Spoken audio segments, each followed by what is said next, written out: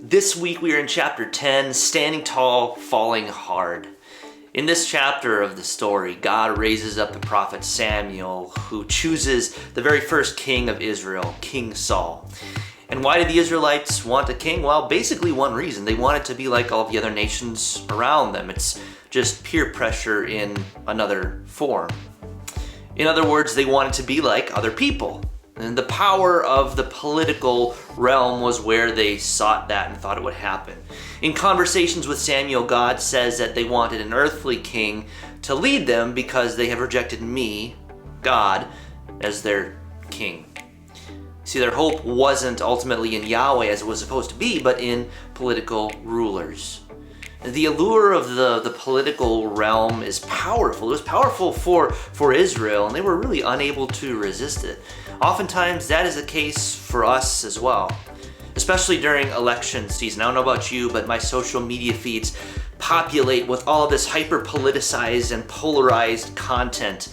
And we fight tooth and nail against those whose red or blue tinted glasses are just a shade darker or lighter than ours. And what this reveals is that as human beings, we are prone to seek our identity in anything other than the one true God. See, instead of worshiping Him, we turn to idols, and one of the most promising idols is the political realm. It's seductive, it's alluring, it has all the trappings of power that we think will provide us with what we need, right? If we can just overpower the enemy, and usually the enemy, by that we mean this other candidate we don't like or this other political party, and if we can just get a win for the good guys, then everything will be okay. But what we forget is that according to God, according to His Word, there are no good guys. All have sinned and fall short of the glory of God. That includes me, that includes you.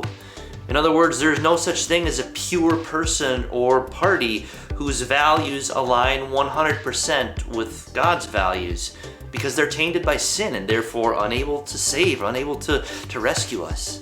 This is why King David in Psalm 20 verse 7 says, "Some trust in chariots and horses." In other words, some people trust in the political realm and its power, but we trust in the Lord our God.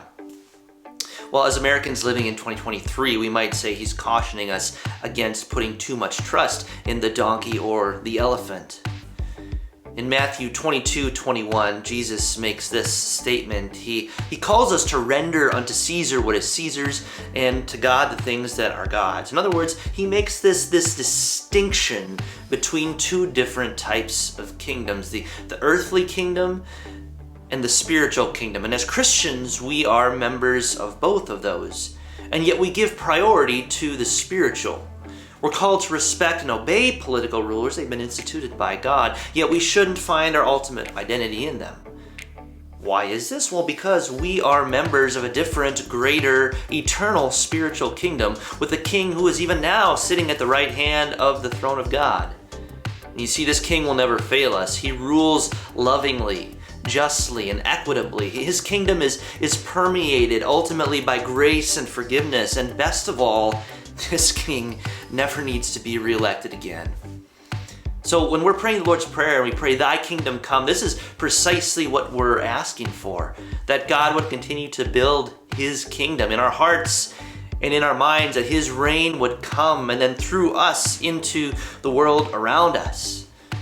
So my hope and my prayer for you this week is that we would find our ultimate hope, identity, and security in King Jesus alone, because He will tolerate no rivals.